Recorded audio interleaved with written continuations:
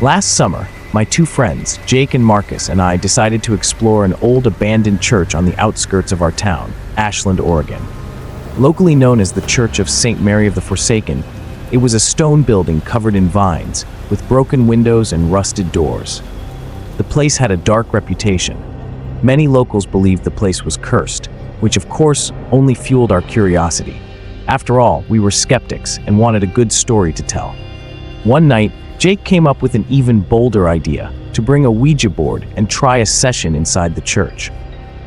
I hesitated at first. I'd always found the idea of messing with that kind of thing a bit too much, but Marcus, always the bravest of the group, laughed at my reluctance. "It'll be fun. Relax," he said. I didn't want to be the one to ruin the plan, so I agreed. That night, around midnight, we met in front of the church with a flashlight, candles, and the Ouija board that Jake had bought online. The church was even scarier than we had imagined. The hallways were dark, and the air was heavy, smelling of mold and decay. The broken windows allowed the cold night breeze to slip in, and the sound of the wind echoed through the space, making it feel like the building was alive. We found a spot at what must have once been the altar and set up the board, lighting the candles around us. We sat in a circle around the board, and Jake was the first to place his fingers on the planchette. Hesitant, Marcus and I did the same. He started with the classic question, "Is there anyone here with us?" At first, nothing happened, as expected. The planchette remained still, and the only sound was the soft whisper of the wind passing through the broken windows. But after a few minutes, something changed. We felt a slight vibration under the board, as if something was pushing from below. I tried to stay calm, thinking it was just my mind playing tricks on me. "Who's there?" Marcus asked, his voice trembling. At that moment, we heard a strange sound coming from the back of the church, something that sounded like creaking wood. We looked at each other, unsure whether we should continue. Jake nervously laughed, saying it was probably just the old structure shifting. We tried to press on, but the sound returned, this time louder. It sounded like someone or something was dragging something heavy behind us. I felt a chill run up my spine, and when I turned around, I saw a shadow moving in the corner of the church, but there was no one there. Before we could react, a massive piece of wood, probably part of the deteriorating ceiling, fell from above, striking the Ouija board, knocking it over and extinguishing one of the candles. The three of us jumped to our feet immediately, panic setting in. The session was over, and I wanted to leave as quickly as possible. "Man, this isn't normal," Jake whispered, now clearly scared. Marcus was already gathering his things, while I stared at the piece of wood on the ground. That wasn't a coincidence. It was too heavy, and the way it fell directly onto the board felt intentional. Without thinking twice, we ran out of the church, leaving behind the board, the candles, and the overwhelming feeling that something was watching us. We didn't stop until we reached the car. When we got home, I said I'd never go back to that place. But the next day, Jake and Marcus decided to return to retrieve the Ouija board. We didn't want some curious person finding it, and Marcus insisted it would be safe in daylight. Reluctantly, I agreed to let them go alone. I wanted nothing more to do with that place. A few hours later, they returned, but they were unusually quiet. Jake was the first to speak. "The board's gone," he said, his voice serious. I asked what he meant, and he explained that when they arrived at the church, the Ouija board was no longer where we had left it.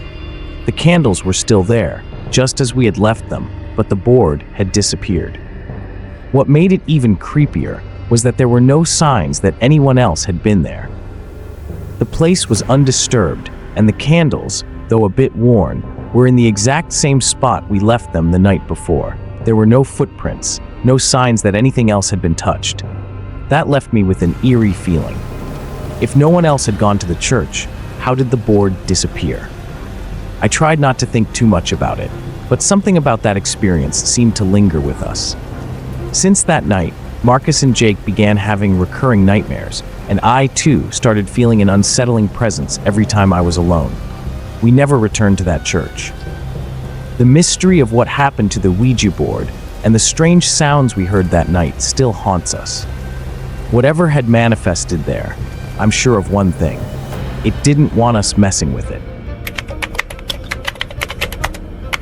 the cabin in the Vermont mountains. Last winter, my girlfriend Julia and I decided to take a weekend trip to a remote cabin in Vermont. It seemed like the perfect opportunity to disconnect from the world, relax, and enjoy the snow. We were excited to hit the nearby ski slopes, and the cabin seemed like an ideal choice. Isolated, surrounded by snow-covered pines, and equipped with a cozy fireplace, it was the perfect setting for a romantic getaway. We arrived on Friday afternoon, and everything seemed to be in place. But on that first night, something strange happened, something I will never forget. After spending the day skiing, we were exhausted. We lit the fireplace, made some hot chocolate, and crashed on the couch in the living room to relax. Outside, the darkness was deep. There were no other cabins nearby, just trees and the occasional sound of the wind cutting through the forest. We were in the middle of nowhere, exactly as planned.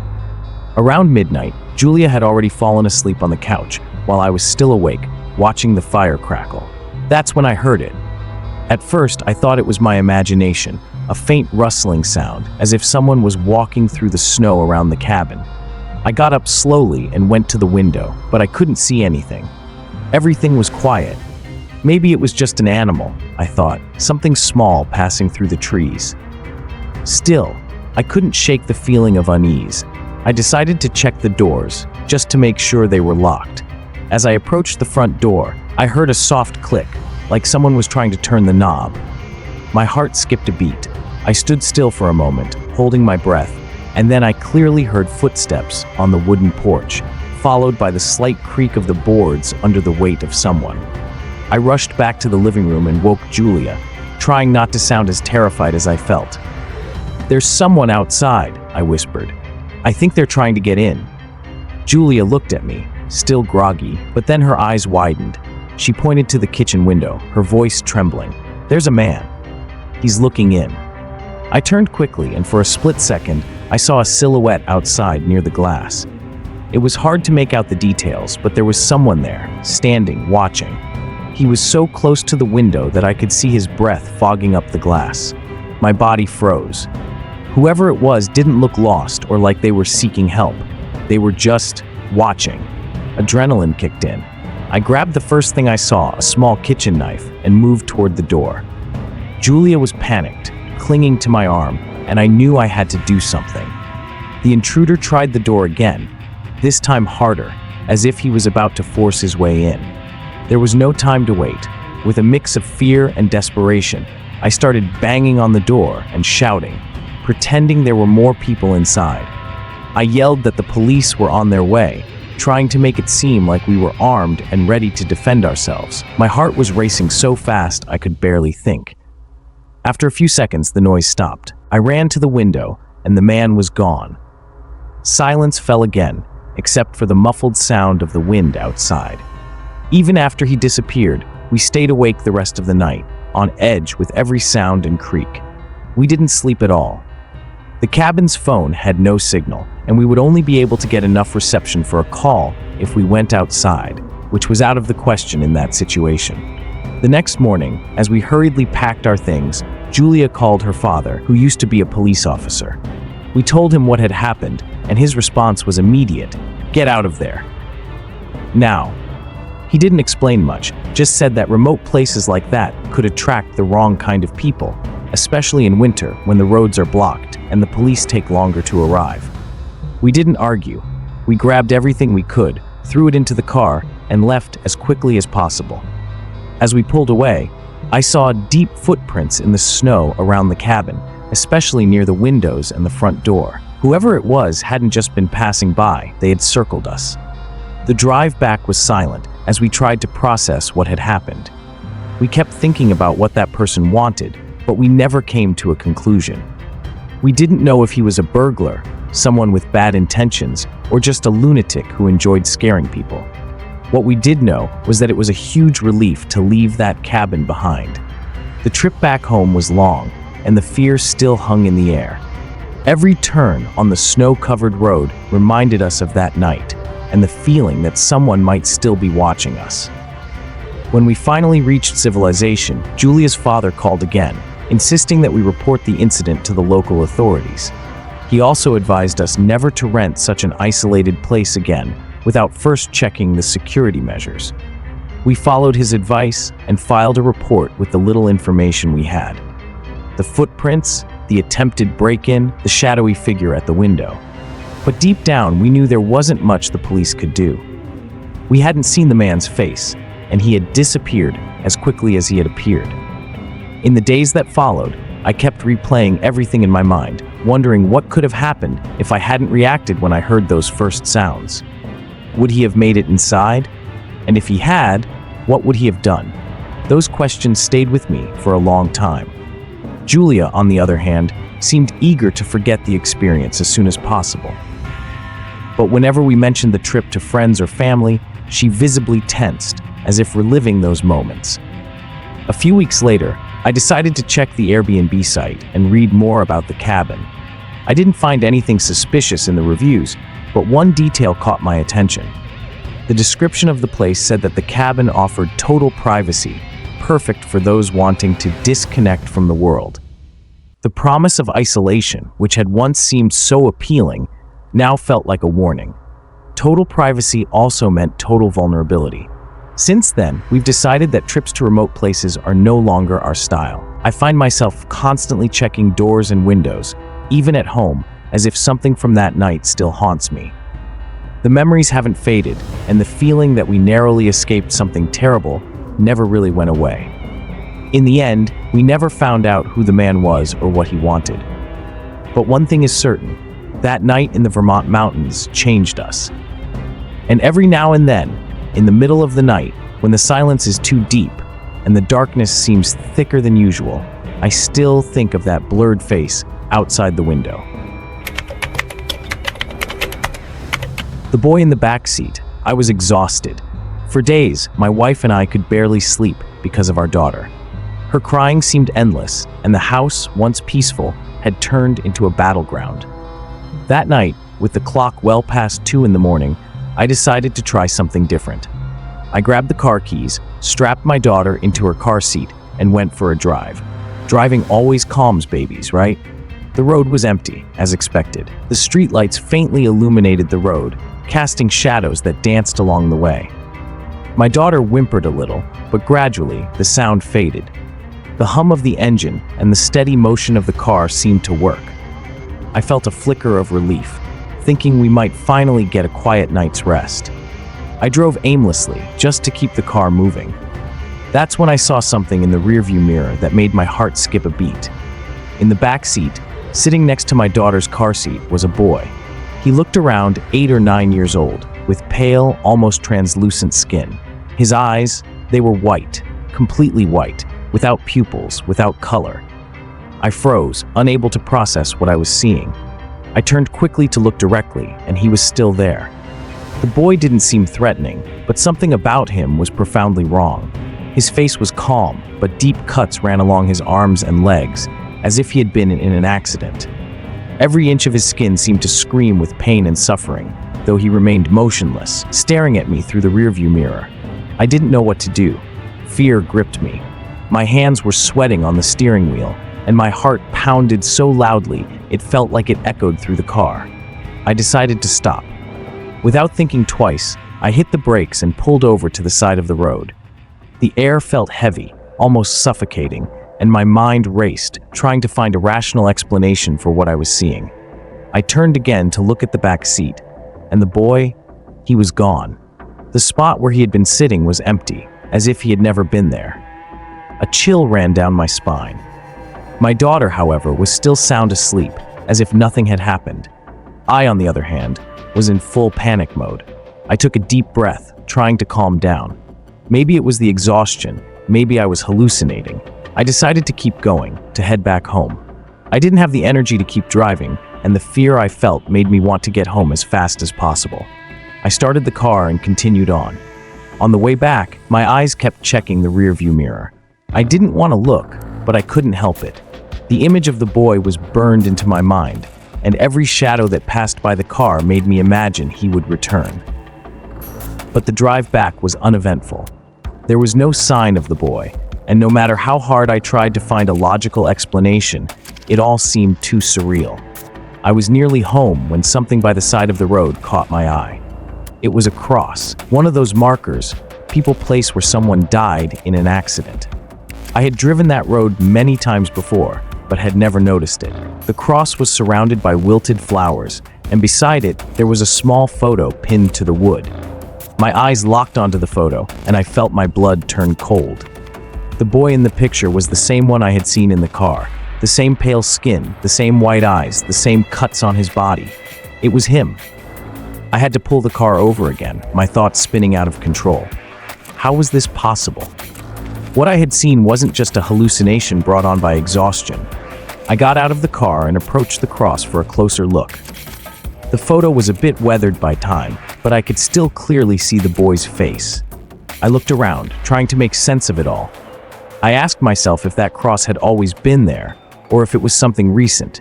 The flowers around it suggested that someone still visited the site, keeping his memory alive. When I got home, I told my wife everything. She sat in silence for a moment, processing what I had just told her.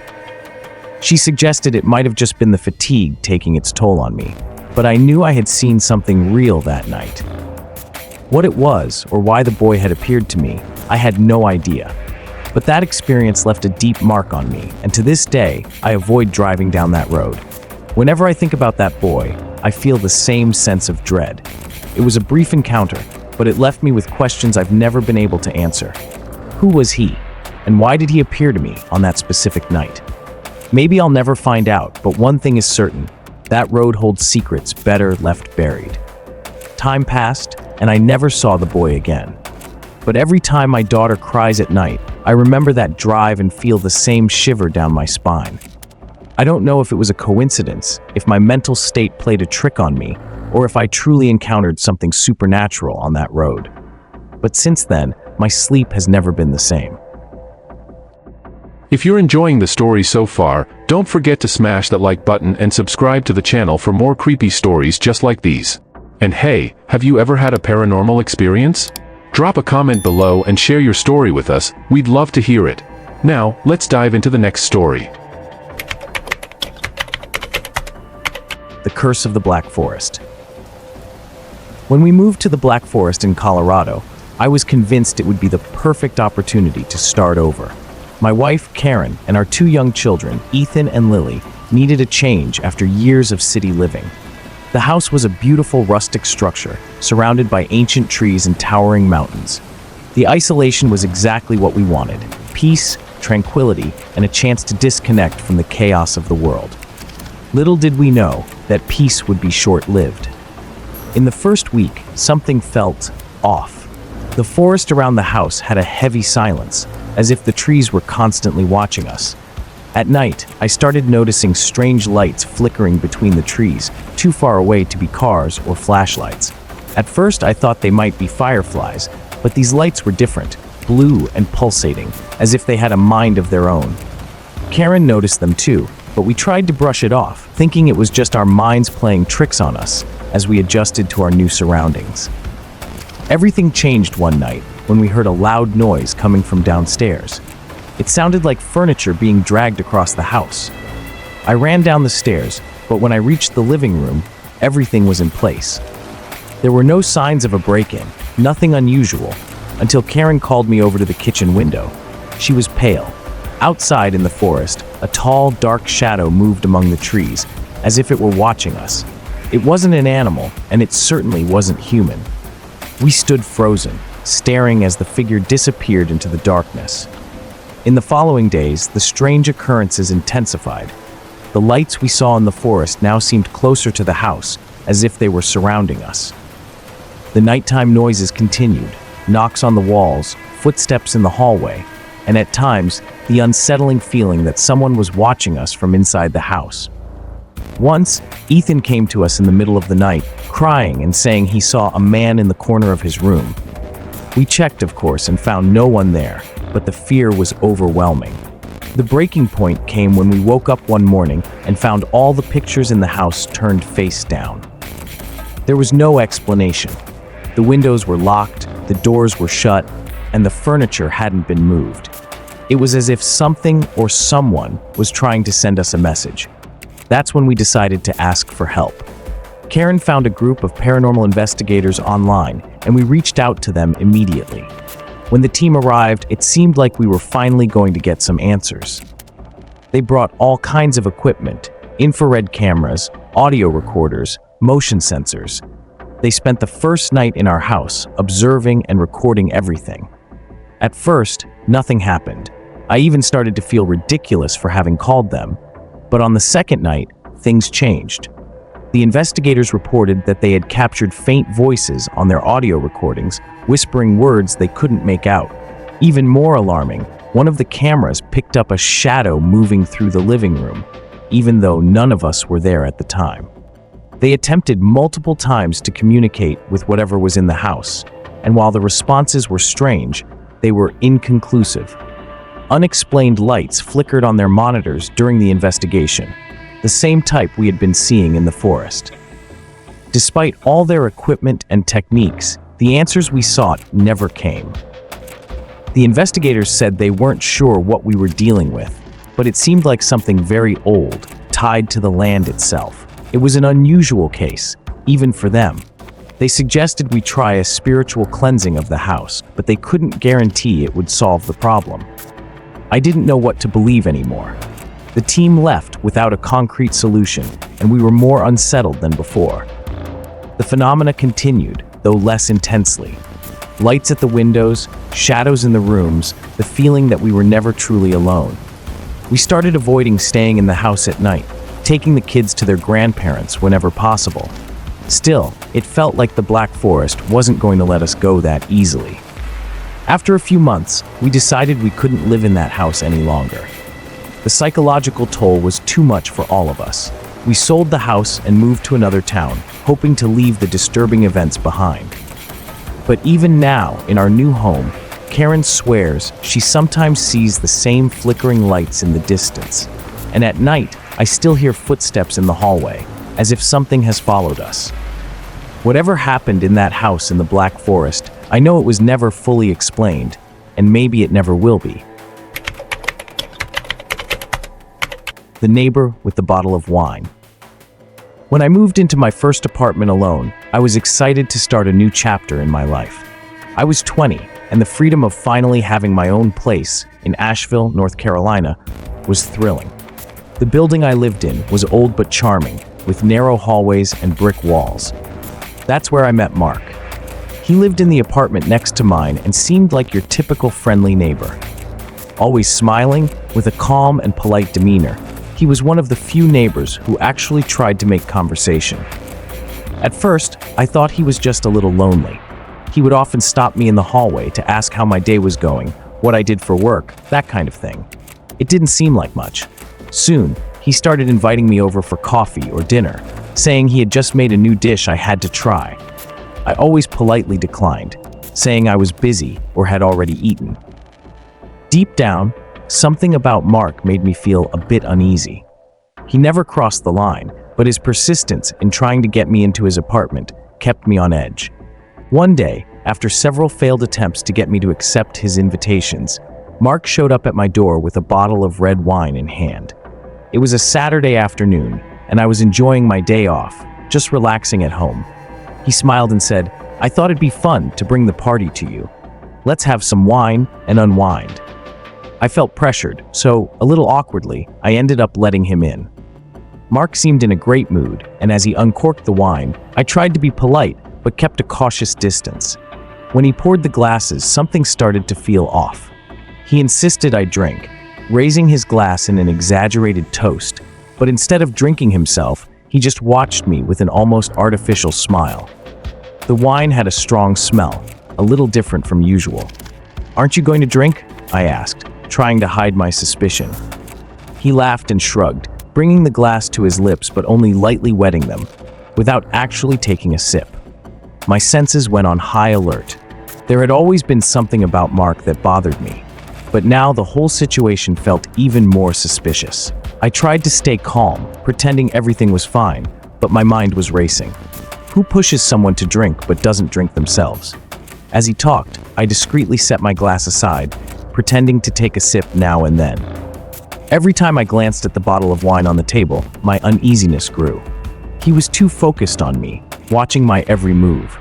His conversation started to feel more forced, as if he was trying to distract me. That constant smile, which once seemed harmless, now felt threatening. I knew I needed to end this. I said I needed to go to the bathroom, but instead of heading there, I ran to my bedroom, grabbed my phone, and called a friend. I tried to keep my voice low, but I asked her to come to my apartment immediately. When I returned to the living room, Mark was still there, sitting on the couch, looking at my wine glass with anticipation. I sat down again, trying to appear calm, and he kept urging me to drink more. Then, I heard a knock at the door. My friend arrived faster than I expected, and I felt immediate relief. I opened the door with a big smile and invited her in, explaining that she had been in the neighborhood and decided to stop by. Her presence completely changed the atmosphere. Mark grew visibly uncomfortable, and after a few more minutes of awkward conversation, he stood up to leave. Before walking out, he looked directly at me and said, "Let's do this again sometime. Just the two of us." I just nodded without saying a word. When he left, I turned to my friend and explained everything. We looked at the bottle of wine and the glass I had barely touched. Something about that night, the way he behaved, and his insistence that I drink made me believe that something was very wrong. From that day on, I started avoiding him completely. If I heard footsteps in the hallway, I waited until he left before opening my door. A few days later, I noticed he had disappeared. His apartment was empty, as if he had never been there. I still don't know exactly what he wanted that night, but I'm certain of one thing. Something terrible could have happened if I had drunk that wine. Mark's smile, once so friendly, still haunts me. And since then, I no longer trust overly friendly neighbors. The night at the roadside motel, I was exhausted. I had been driving for hours, crossing the vast plains of Kansas on my way to a conference in Denver. It was late at night, and the road seemed endless, with nothing but dark fields and the occasional streetlight every mile or so. That's when I spotted what looked like one of those old roadside motels, with a flickering neon sign, half burnt out. "Vacancy," the sign read, as if the place had been waiting for me. I didn't think twice. Fatigue had won, and I decided I needed a place to rest, even if just for a few hours. The motel was as basic as you'd imagine. An empty reception area with a bored attendant behind the counter and a hallway leading to the rooms. The musty smell in the air was strong, and the walls looked worn by time. I got the key to room 12 on the second floor and dragged my bag up there. The room was simple but functional. A double bed, an old TV, and a window overlooking the parking lot. I locked the door with all the locks and even checked the window to make sure it was securely shut. I was exhausted, so I collapsed onto the bed and passed out almost immediately. I woke up a few hours later, in the middle of the night, feeling an odd chill. I was confused for a moment, trying to understand why it was so cold, until I realized the window next to the bed was wide open. I was absolutely certain I had closed it before going to sleep. A shiver ran down my spine, and my first instinct was to look at the door. Panic set in when I saw that all the locks, all three, were undone. Someone had tampered with the door while I slept. I got up slowly, trying not to make any noise. The silence in the room was oppressive, and the only sound I could hear was the rustling of the curtains blowing in the wind. I looked out the window, into the empty parking lot, but I didn't see anyone. For a moment, I thought maybe it was just a coincidence. Maybe I was too tired and had forgotten to lock everything properly. But then, I heard heavy footsteps in the hallway outside. The footsteps stopped right in front of my door. My heart was racing. Seconds later, someone grabbed the door handle and twisted it forcefully, trying to open the door. The first attempt was quick, but then came another, more violent, as if the person was trying to force their way in. I moved closer to the door as quietly as I could and looked through the peephole. All I could see was the silhouette of someone large and bulky, standing there, jostling the door. Panic took over. I knew I didn't have much time. Without thinking twice, I grabbed my bag and went straight to the window. Luckily, the room was on the second floor, but the drop didn't seem too high. I pushed the window fully open and jumped out, feeling the impact as I hit the ground. Adrenaline was coursing through my veins. As I stood up, I saw the man outside, standing just a few feet away from me, near one of the concrete pillars supporting the upper floor. He was massive, with a hood covering part of his face. When our eyes met, he started moving toward me, slowly, but with a terrifying certainty. I didn't wait to find out what he had planned. I sprinted across the parking lot toward my car, unlocking the doors with the remote as I tried not to look back. My heart was pounding as I jumped into the car and slammed the door. I started the engine, and without a second thought, I floored the gas pedal. In the rearview mirror, I saw the man standing in the middle of the parking lot, watching me as I sped away, until he disappeared into the darkness of the road. I drove for another hour before stopping at a gas station, where I finally caught my breath. I don't know who that man was or what he wanted, but one thing I know for sure. If I hadn't woken up in time, I wouldn't be here to tell this story. Since that night, I've never trusted roadside motels again. And honestly, I doubt I ever will. Delivery to the wrong house. I've been working as a food delivery driver for nearly 2 years, and I've seen all kinds of bizarre situations, from customers waiting in bathrobes to furious dogs at the door. But nothing, and I mean nothing, compares to what happened one Thursday night just a few weeks ago. It was a cold night, with that typical fog hanging over the narrow streets of my town, New Haven, Connecticut. I was in the middle of my shift when I got an order for a house in the older part of town, a neighborhood I'd never delivered to before. The GPS led me down a dark, poorly lit street, where the trees stretched like fingers over the sidewalks. As I arrived at the house, something immediately felt off. It was a large, old house, with peeling paint on the walls and windows covered by heavy curtains. The only visible light came from the entryway, a dim yellow bulb, and the door was slightly ajar. I gripped the food bag tightly, hesitant, but work is work, right? I knocked on the door, expecting someone to open it, but before I could take a step back, a woman with a weak, raspy voice spoke from inside. "Come in. The door's open." "I'm just a bit busy back here." That set off all kinds of alarms in my head. I wasn't allowed to enter people's homes, and I always avoided it. But the curiosity and urgency in her voice made me take a step forward, just to leave the food at the entrance. When I pushed the door open a little more, I saw the woman at the far end of the living room, with her back to me, seemingly doing something in the kitchen. She was wearing an old, worn nightgown, her dark, messy hair falling over her shoulders. She didn't even turn to greet me. I was about to just leave the food on the small table by the door when something, out of the corner of my eye, made me freeze. There was a shadow moving behind one of the curtains in the room. It looked like a person, standing, but trying not to be seen. My heart started to race. This could just be someone from the house, maybe a husband, a friend, who knows? But the way that shadow was there, hiding, and how the woman hadn't mentioned anyone else in the house made my skin crawl. It didn't make sense. At that moment, something inside me screamed to get out as quickly as possible. I'm going to leave the order here at the entrance, okay?" I said, trying to stay calm, taking a step back, but glancing at the shadow. It didn't move, but I was sure there was someone there. Without waiting for a response, I turned around and headed for the door. As my feet hit the step on the porch, I felt the air grow heavier. The relief was almost immediate once I was outside, but it only lasted for a few seconds. Looking down the street, I saw a huge man walking toward the house. He was enormous, wearing a leather jacket and a hood pulled over his head. His steps were slow but deliberate, and even in the dim light, I could see he was carrying something in his hands. The way he walked, with purpose, made me feel like something was about to go down there. I quickly turned, got into my car, and drove off before he could see me.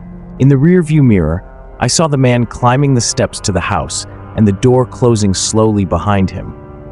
I don't know what exactly was happening in that house that night, but I'm sure of one thing. If I had stayed one more minute inside, I wouldn't be telling this story now. The man who followed us. Everyone's played Ding Dong Ditch at some point in their life. That silly game where you ring someone's doorbell and run before they can answer. My friends and I would always do it after school, more for fun than to be mean. On this particular night, we were all at Danny's house in the suburbs of Springfield, Illinois. It was a quiet neighborhood with long, well-lit streets, perfect for our mischief. Little did we know, this would be the last time we played that game. It was a cool autumn evening with that typical cold wind that made the leaves dance on the ground. There were 3 of us, me, Danny, and Jake. We decided to ring the doorbell of a house at the end of the street, a slightly isolated place with an unkempt yard and dim lights. It was the house of a man who always seemed a bit off whenever we passed by, but we thought it would be fun. So, I was chosen to ring the bell. I sprinted to the porch, pressed the button, and darted to hide in the bushes. Danny and Jake were already laughing across the street, crouched behind a parked car. The doorbell echoed, and we waited for the usual reaction of surprise or frustration from someone coming out to check. But this time, something was different. The man opened the door almost immediately, as if he had been waiting. He looked around, his expression serious, and then, without hesitation, started walking in our direction. He didn't seem normal, didn't look like the kind of person who would shrug it off and go back inside. He looked determined. "Dude, he's coming," Jake whispered, already getting ready to run. Before we knew it, the man started running. And it wasn't just any run, it was fast, deliberate. He knew exactly where we were. There was no laughing this time, just pure adrenaline. We ran like crazy, heading straight back to Danny's house without looking back. When we got there, we slammed the door shut and collapsed on the couch, out of breath. We started to laugh, but it didn't last long. Danny, who was peeking through the window, went pale. "He's still out there, man," he said quietly. I rushed to the window to check. A few yards away from the house, there he was, standing on the sidewalk. He wasn't out of breath, didn't look tired. He was just watching us, with a calmness that scared me more than if he had been running. It was like he was waiting. We closed the curtains and tried to ignore the creeping fear crawling up our spines. Maybe he was just a weirdo trying to scare us too, we thought. Once Danny convinced us that he would eventually leave, we turned on the TV and tried to distract ourselves. Half an hour later, Danny's doorbell rang. We all froze. None of us were expecting any visitors, and Danny's dad wasn't coming home until later. It didn't make sense. We walked slowly to the door, and Jake looked through the peephole. He went stiff. It's him. Somehow the man had figured out where Danny lived. That didn't make sense, because he shouldn't have seen us enter. I started sweating, and Danny was already holding the phone, ready to call the police. But before he could do it, we heard a loud, violent bang on the door. The handle started to jiggle, as if the man was trying to force his way in. That's when I saw the side window, which led to the backyard. "Quick, through the window," I shouted, rushing to open it. One by one, we jumped out, trying to be as quiet as possible. My heart was pounding so fast I could hardly think straight. We ran across the yard and hid behind a fence leading to the neighbor's house. From there, we watched as the front door was shaken even harder, as if he was about to break it down. But then, suddenly, he stopped. The man stood there for a few seconds, and then, as if nothing had happened, he simply turned around and walked away. We waited another hour before going back inside. We spent the rest of the night terrified, trying to figure out what had just happened. The man didn't come back, but the feeling that something was deeply wrong never left us. I never played Ding Dong Ditch again after that night, and to this day, when I'm home alone at night, I can't help but check the lock multiple times, hoping not to hear the doorbell ring. The strange Airbnb in the desert.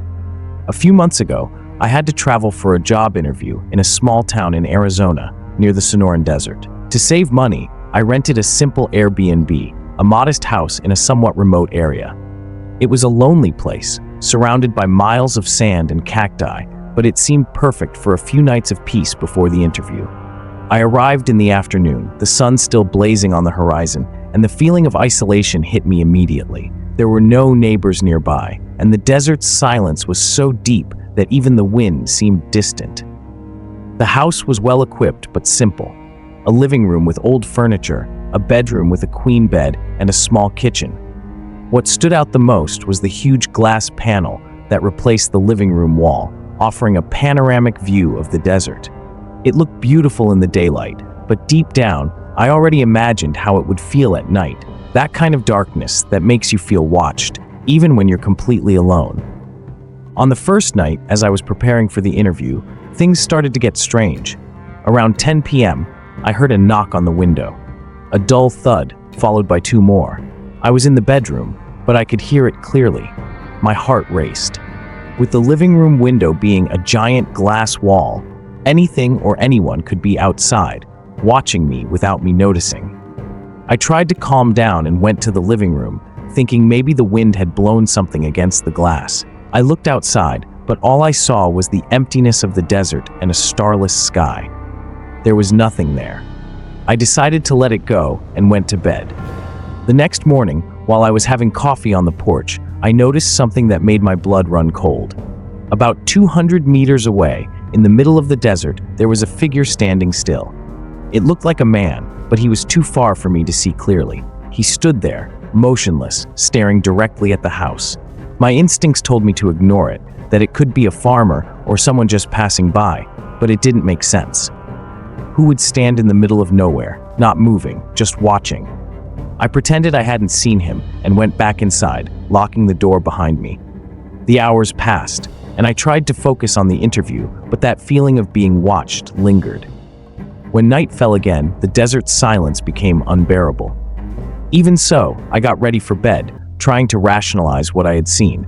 But around midnight, I heard another sound. This time, it wasn't a knock. It was a click, like something had moved inside the house. The sound came from the bedroom closet. My breathing grew heavy. I crept toward the closet door, trying not to make a sound, and pressed my ear against it. The noise was clear. Something or someone was inside. Each click sounded like a lock being turned or a small object being manipulated. Fear gripped me. My mind immediately went to the man I had seen in the desert. Had he entered the house? And if it was the Airbnb owner, why would he be hiding in there? Without thinking twice, I grabbed my phone and called the police. My voice trembled as I explained the situation. I waited outside the house, trying to stay as far from that huge window that now felt like a display case for my fear. When the patrol car arrived, the officers entered with flashlights and guns drawn, ready for anything. I hoped they would find something in the closet, something to confirm I wasn't losing my mind.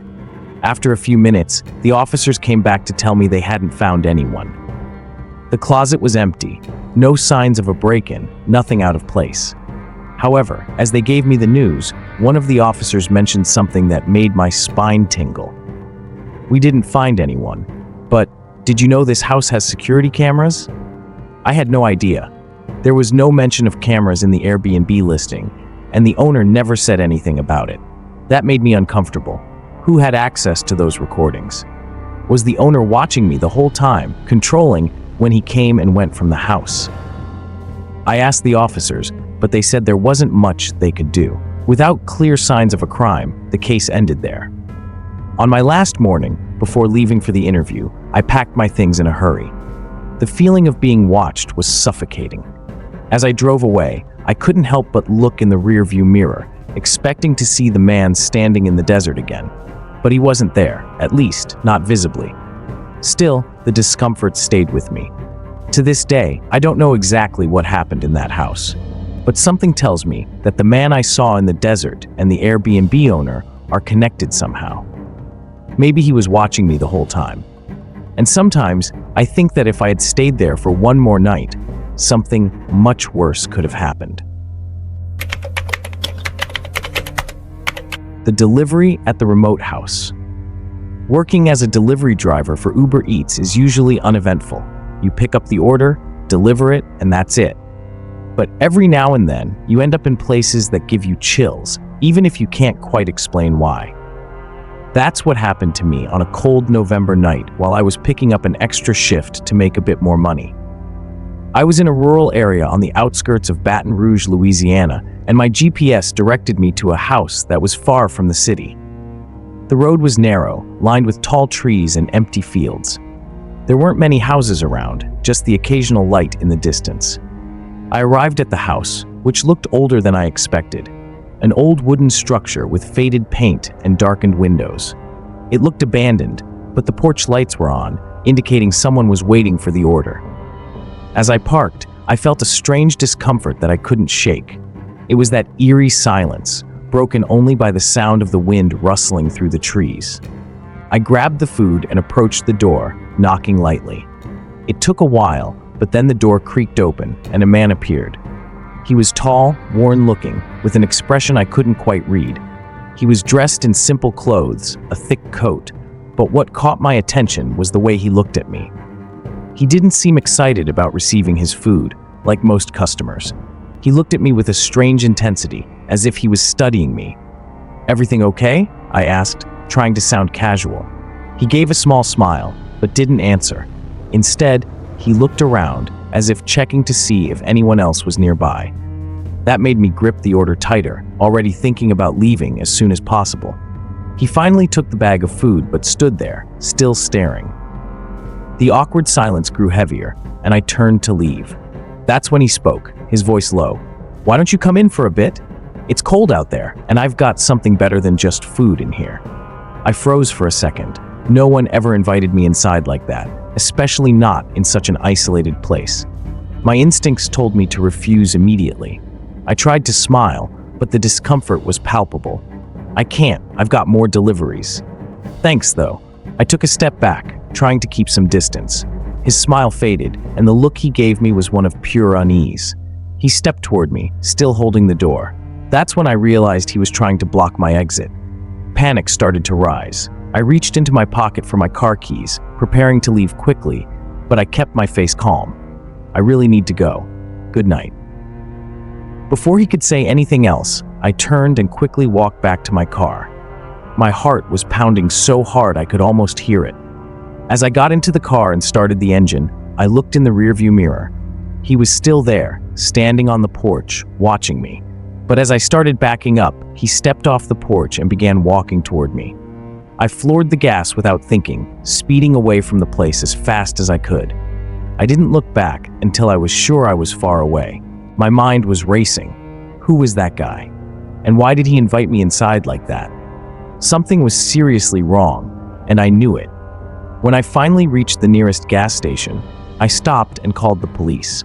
I explained what had happened, trying to describe the man's strange behavior. They asked me to wait while they sent a patrol to the location. About half an hour later, the officers called me back. They said they had gone to the house, but the man wasn't there. According to them, the house appeared to have been empty for some time, with no signs of recent occupation. That disturbed me even more. How could someone be living in a house that looked abandoned? And why had he disappeared so quickly? The police said there wasn't much they could do since there was no evidence of a crime, but they promised to investigate the area further.